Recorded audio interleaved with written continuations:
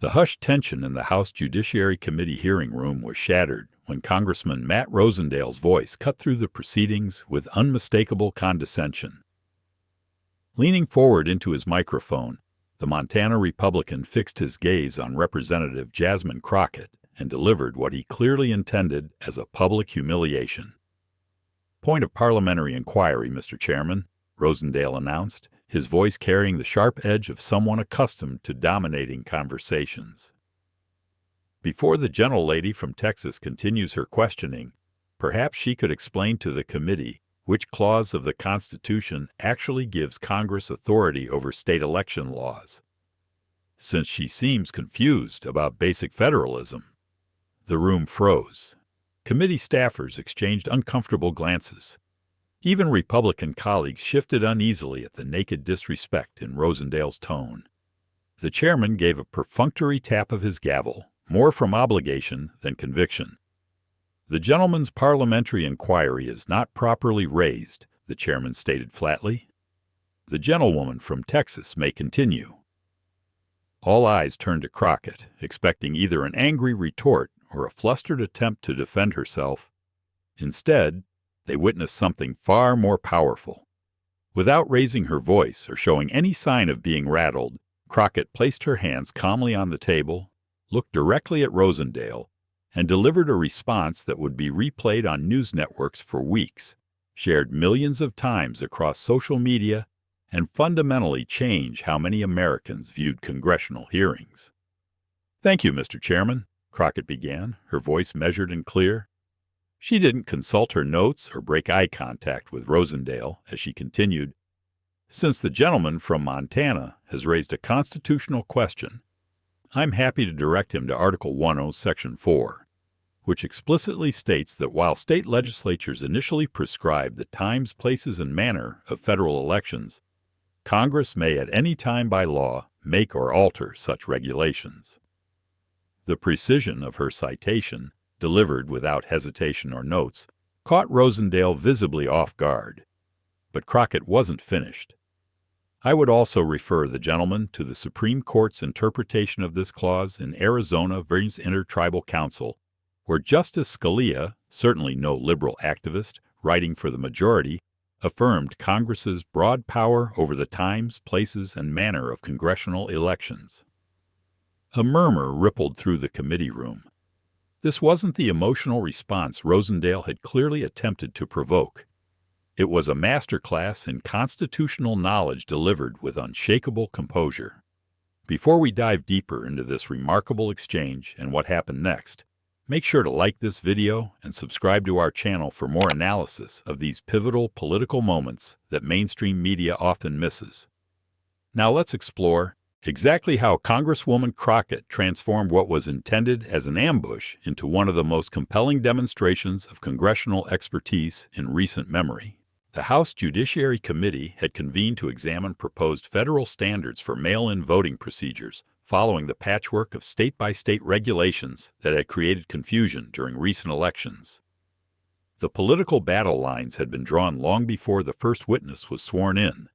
Republicans defending state sovereignty over election procedures, Democrats advocating for consistent federal protections to ensure equal access for voters, regardless of where they lived. Congressman Matt Rosendale had positioned himself as one of the most vocal defenders of state control over elections.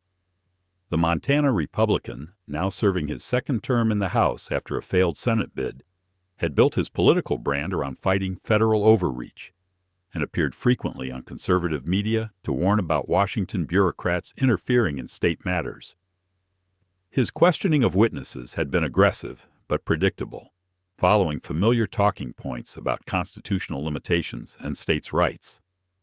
With Representative Crockett, however, Rosendale had broken from policy disagreement into personal attack, suggesting she lacked basic constitutional knowledge and was motivated by partisan goals rather than legitimate oversight concerns.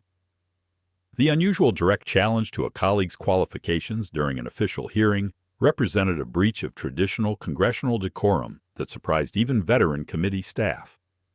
What Rosendale had failed to research, or perhaps deliberately ignored, was Jasmine Crockett's substantial legal background in this precise area of constitutional law. Before her election to Congress, she had established herself as one of Texas's most formidable civil rights attorneys, with particular expertise in voting rights litigation. After graduating with honors from the University of Houston Law Center, Crockett had spent nearly a decade litigating cases challenging discriminatory election practices. She had successfully argued multiple cases before federal appellate courts, authored scholarly articles on the constitutional dimensions of voting rights, and served as a consultant to the Justice Department's voting section during the Obama administration. She had even taught courses on election law as an adjunct professor at the University of Texas. In short, Rosendale had unwittingly challenged the constitutional expertise of one of the few members of Congress who had actually litigated the very constitutional provisions at issue, a fundamental miscalculation that would soon become apparent to everyone watching. But Crockett's preparation extended beyond her impressive credentials. When she had joined the Judiciary Committee, she had assembled a team specifically focused on anticipating the kinds of attacks that often derailed substantive policy discussions. "There's a pattern to these confrontations," she had told her chief of staff during an early strategy session. "They're designed to provoke emotional responses that create viral moments but distract from the actual issues we're trying to address." "So how do we respond?" her legislative director had asked. "With substance, not emotion," Crockett replied. "When they attack credentials, we respond with expertise. When they make inflammatory accusations, we redirect to policy specifics. We turn provocations into opportunities to demonstrate competence and refocus on the actual issues." This approach wasn't just about maintaining composure in the face of disrespect. It was a strategic choice to prevent theatrical confrontations from overshadowing the substantive oversight work the committee was supposed to be doing. For weeks, Crockett's team had studied the patterns of personal attacks used against committee members, particularly women of color. They compiled data on how often female representatives were interrupted compared to their male colleagues. They analyzed which types of provocations generated the most disruptive reactions. Most importantly, they developed and practiced techniques for redirecting personal attacks back to substantive policy issues without appearing either defensive or overly aggressive. Rosendale's interruption followed a predictable pattern. By questioning Crockett's constitutional knowledge rather than engaging with her actual arguments, he had attempted to undermine her credibility before she could complete her questioning of the witness. This approach had proven effective against less prepared opponents, particularly when the attacks contained just enough policy reference to maintain a veneer of substantive disagreement rather than naked personal hostility. What are your experiences with these kinds of confrontational moments in professional settings? Have you found responding with calm expertise more effective than matching the emotional tone of an attacker? Share your thoughts in the comments below. We'd love to hear your perspectives on handling difficult workplace interactions. The hearing on federal mail-in voting standards had been underway for nearly 3 hours when Crockett began her questioning of the key witness, the director of the Election Assistance Commission, Dr. Rebecca Martinez. Crockett had just begun exploring the disparities in ballot rejection rates across different states when Rosendale interrupted with his parliamentary inquiry, challenging her constitutional understanding. After Crockett's initial response citing Article 1, Section 4, and the Arizona vs. Intertribal Council decision, a subtle shift occurred in the hearing room. Committee members who had been checking their phones or whispering to staff suddenly focused their full attention on the exchange. The witness, who had been prepared for typical partisan questioning, straightened in her chair, clearly impressed by the Congresswoman's command of constitutional law. "Furthermore," Crockett continued, still without consulting any notes, "the Elections Clause has been consistently interpreted by the Supreme Court as a default provision that invests Congress with the power to make or alter state election regulations. This understanding dates back to Ex parte Siebold in 1879 and has been reaffirmed in numerous decisions through Foster v. Love in 1997 and most recently in Rucho v. Common Cause." The precision of her constitutional analysis, complete with specific case citations spanning more than a century of Supreme Court jurisprudence, stood in stark contrast to Rosendale's vague allusion to basic federalism. Committee staff could be seen frantically Googling the cases she mentioned, confirming their relevance to the exact constitutional question at issue. But rather than debating constitutional principles that are well established in our jurisprudence, Crockett pivoted smoothly, I'd prefer to focus on the practical impacts of inconsistent mail-in ballot standards that the Election Assistance Commission has documented. This strategic redirection, from defending her credentials back to substantive policy issues, denied Rosendale the emotional confrontation he had clearly sought, while simultaneously demonstrating her superior command of both constitutional law and the specific policy matters before the committee. Turning back to the witness, Crockett continued, Dr. Martinez, your commission's report indicates that mail-in ballot rejection rates varied from less than 0.5% in some states to over 5% in others during the last federal election cycle. Could you explain what factors account for these disparities and which standardized procedures might reduce rejections of legally cast ballots? The witness, who had initially seemed uncomfortable with the confrontational tone of the hearing, visibly relaxed as she engaged with Crockett's substantive question. Thank you, Congresswoman. You're correct that rejection rates vary significantly across jurisdictions. Our analysis identified 3 primary factors driving these disparities. As Dr. Martinez detailed the technical findings of the Commission's research, Crockett listened attentively, occasionally making notes and following up with precisely targeted questions that revealed her thorough preparation on the substantive issues. The contrast between her approach and the partisan talking points that had dominated earlier questioning was striking. Rosendale, meanwhile, had expected his interruption to derail Crockett's questioning entirely, or provoke an emotional response that would make her appear unprofessional. Instead, she had briefly demonstrated superior constitutional expertise before redirecting the conversation back to substantive policy matters, effectively neutralizing his attack while highlighting his own apparent lack of preparation on the actual issues before the committee.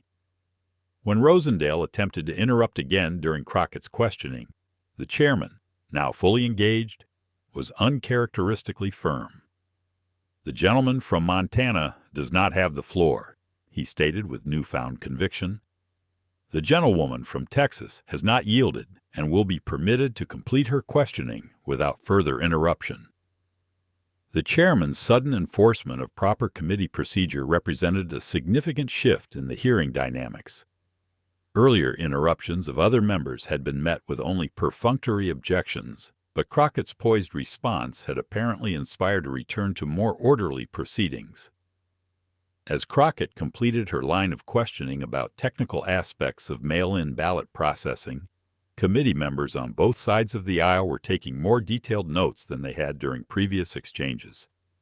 Even Republican staff could be seen documenting specific points from the witness's testimony about procedures that worked effectively in GOP-controlled states. "Thank you, Dr. Martinez," Crockett said as she concluded her questioning. "One final question.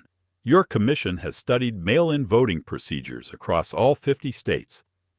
In your professional assessment, would federal standards establishing consistent processing timelines and signature verification protocols enhance election integrity while preserving state administration of those procedures?" The question was masterfully constructed, focusing on practical administration rather than partisan framing, emphasizing election integrity, a term often used by Republicans, while acknowledging state administration, addressing federalism concerns, and asking for a professional assessment rather than a political opinion. Dr. Martinez responded with equal care. "Based on our technical analysis, consistent standards for processing and verification would significantly reduce both rejection of valid ballots and acceptance of potentially problematic ballots, enhancing both access and security. States would still administer these procedures, but with more consistent methodologies that voters could understand, regardless of where they live." This exchange, focused on practical solutions rather than partisan positioning, offered a brief glimpse of how congressional oversight could function when substance took precedence over political theater. The contrast with the confrontational tone that had dominated earlier questioning was unmistakable. As Crockett's allotted time expired, she thanked the witness and yielded back to the chairman. The committee room had grown uncharacteristically attentive, with members and staff engaged with the substance of the testimony, rather than preparing for the next partisan exchange. Even Rosendale appeared subdued, reviewing papers at his desk rather than preparing another interruption. What had begun as an attempt to publicly undermine a colleague's credibility had instead showcased her expertise while raising questions about the interrupter's own understanding of the constitutional principles he had invoked. The dynamic of the hearing had shifted perceptibly, and everyone in the room could feel it. As the committee moved to its next questioner, a Republican congressman from Ohio, something unexpected happened. Rather than returning to partisan talking points, the congressman began, "I'd like to follow up on Representative Crockett's questions about signature verification standards." This acknowledgement of the substantive value of her questioning, coming from across the aisle, represented a significant departure from the adversarial tone that had dominated the hearing. The congressman continued, "Dr. Martinez, you mentioned that some verification procedures have demonstrated higher accuracy rates while rejecting fewer legitimate ballots. Could you elaborate on which specific protocols have proven most effective in states that have implemented them?" This question, focused on evidence-based procedures rather than partisan framing, built directly on Crockett's line of inquiry. The witness appeared momentarily surprised by the constructive follow-up, but quickly recovered to provide a detailed response about technical best practices. As the hearing continued, more committee members began asking similarly substantive questions, building on previous inquiries rather than starting fresh with partisan talking points. The chairman, noticing this shift toward more productive oversight, became increasingly vigilant about preventing interruptions and enforcing time limits equally for all members. During a brief recess, committee members clustered in small groups that crossed party lines, their body language suggesting more collegial discussions than the partisan divisions that typically define these breaks. Several approached Crockett directly, including a Republican congresswoman, who could be observed having what appeared to be a substantive conversation rather than a performative exchange. When the hearing resumed, Congressman Rosendale was conspicuously absent from the dais. His staff later indicated he had been called to another meeting, but committee veterans recognized the familiar excuse used when members preferred to exit a hearing that wasn't proceeding as planned. His absence spoke volumes about the effectiveness of Crockett's response to his attempted interruption. Without Rosendale's provocative presence, the afternoon session featured notably more detailed policy discussions, technical questions about implementation challenges, and even several moments of bipartisan problem-solving around specific administrative concerns. Committee members who typically used their questioning time for campaign-ready clips instead engaged with the technical details of election administration. "I can't remember the last time we had this much actual oversight in an oversight hearing," one veteran committee staffer whispered to a colleague. The observation captured both the rarity of the transformation and the implicit critique of how far congressional hearings had drifted from their intended purpose. As the hearing concluded, several members lingered to speak with Dr. Martinez about specific aspects of her testimony. Another unusual development in a committee where witnesses were typically treated as props for partisan narratives, rather than sources of expertise to be consulted. Crockett gathered her materials calmly, exchanging brief words with colleagues from both parties who approached her dais. The C-SPAN cameras, still rolling, captured these interactions, visible evidence of the respect she had earned through her handling of what had been intended as a public humiliation. In the hallway outside the committee room, reporters clustered around Crockett, but their questions reflected the shift in tone that had occurred during the hearing. Rather than asking about the personal attack, many focused on the substantive policy issues she had raised during her questioning. "Representative Crockett, You highlighted disparities in ballot rejection rates across states. Do you see a legislative solution that could address those inconsistencies while respecting state administration? Asked a reporter from a major newspaper. Your exchange with Dr. Martinez revealed significant technical challenges in standardizing signature verification. How do you envision Congress addressing those specific issues? Inquired another from a policy-focused publication. The questions themselves reflected how effectively Crockett had redirected attention from personal conflict to substantive policy concerns. When one reporter finally asked about Rosendale's interruption, Crockett's response maintained the same substance-over-spectacle approach that had defined her committee performance. I think what the American people want from Congress is substantive oversight and problem-solving, not personal conflicts, she replied. Today's hearing identified several specific challenges in election administration that affect voters across the political spectrum. I'm focused on addressing those issues rather than dwelling on momentary disagreements. The response effectively closed the door on attempts to reignite the personal conflict while reinforcing the contrast between theatrical performance and actual governance that had defined the exchange. By the following morning, clips of the exchange between Congressman Rosendale and Representative Crockett had spread widely across social media and news platforms. But unlike typical viral congressional moments that featured emotional confrontations, these clips highlighted the contrast between Rosendale's attempted provocation and Crockett's substantive, knowledgeable response.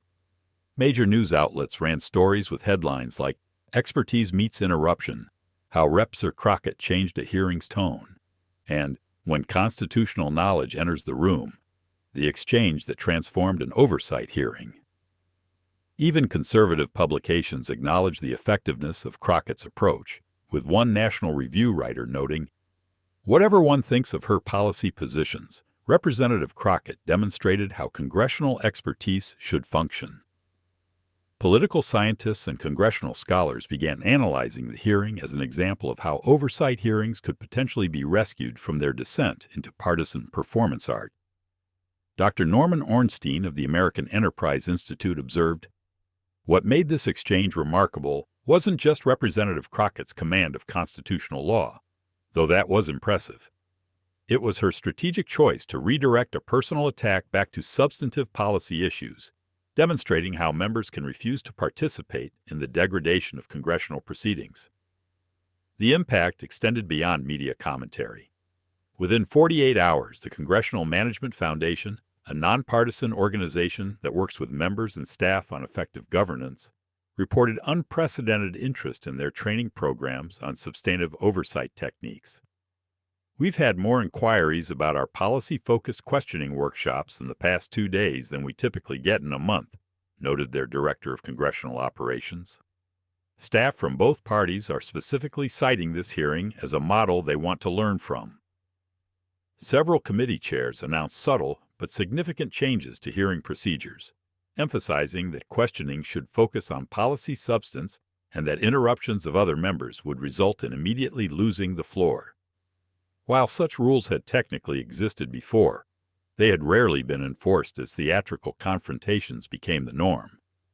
Perhaps most significantly, the House Ethics Committee, which had long avoided addressing deteriorating decorum in congressional hearings, issued new guidance, emphasizing that questioning the qualifications or integrity of fellow members rather than engaging with their substantive arguments constituted a violation of House rules that would be formally addressed going forward. 1 week after the hearing, Jasmine Crockett addressed a gathering of congressional interns from both parties, sharing perspectives on effective oversight and public service. "What happened in that committee room wasn't about me or Congressman Rosendale," she told them. "It was about a choice we all face in public service, whether to engage in performance or governance." She continued, "The easiest path in today's political environment is performance. It generates attention, fundraising, and social media engagement. But it doesn't solve problems for the people who elected us. It doesn't improve systems that affect millions of lives. It doesn't fulfill our constitutional role as a co-equal branch of government." An intern raised his hand during the Q&A. "But doesn't the performance approach work? It seems like the representatives who get the most attention are the ones who create conflict. Crockett nodded thoughtfully. It works for generating attention, certainly, but the response to last week's hearing suggests there's a hunger for something else, for substance, expertise, and actual problem solving. The question is whether we in Congress will recognize and respond to that hunger or continue prioritizing performance over governance. The most unexpected development came 2 weeks after the hearing, when Congressman Rosendale's office reached out to Crockett's staff proposing a joint working group on a narrow but important aspect of election administration. Specifically, standardizing practices for military and overseas voters who faced inconsistent rules and deadlines across different states. The proposal was carefully framed around a specific policy area where bipartisan agreement might be possible, avoiding the broader ideological disagreements about federal versus state authority that typically derailed election discussions. It represented a significant shift from the confrontational approach Rosendale had displayed during the hearing to a focus on potential problem solving on at least one discrete issue. Political observers speculated about the motivations behind the outreach. Was it a genuine pivot toward substantive governance or a strategic attempt to rehabilitate Rosendale's image after the widely criticized attack? Regardless of motivation, the proposal itself acknowledged the effectiveness of Crockett's substance-focused approach and the shifting expectations for congressional behavior that the viral exchange had catalyzed. For Jasmine Crockett, the invitation represented an opportunity to demonstrate that her commitment to substantive governance extended beyond responding to attacks. Her office accepted the proposal while setting clear parameters around focusing on evidence-based solutions rather than partisan talking points. I believe we should always be willing to work on specific problems where progress is possible, she stated when asked about the collaboration. While Congressman Rosendale and I have substantial disagreements on many aspects of election policy, ensuring that military personnel and Americans living abroad can exercise their constitutional right to vote should be an area of common ground. A month after the hearing, congressional cites observers noted subtle but significant shifts in how committees were conducting oversight. Hearings featured more substantive questioning from members of both parties. Witnesses were being asked for specific evidence and implementation details rather than simply being used as props for partisan narratives. Personal attacks hadn't disappeared entirely, but they were less frequent and more likely to be ruled out of order when they occurred. The shift wasn't universal or complete. Many hearings still featured the theatrical confrontations that had become the norm in recent years. But a noticeable subset of members from both parties were modeling a different approach, suggesting that at least some had recognized the public hunger for substantive governance that the Rosendale-Crockett exchange had revealed. 6 weeks after the hearing, Crockett addressed a conference of state election officials from across the country, sharing perspectives on the relationship between federal standards and state administration.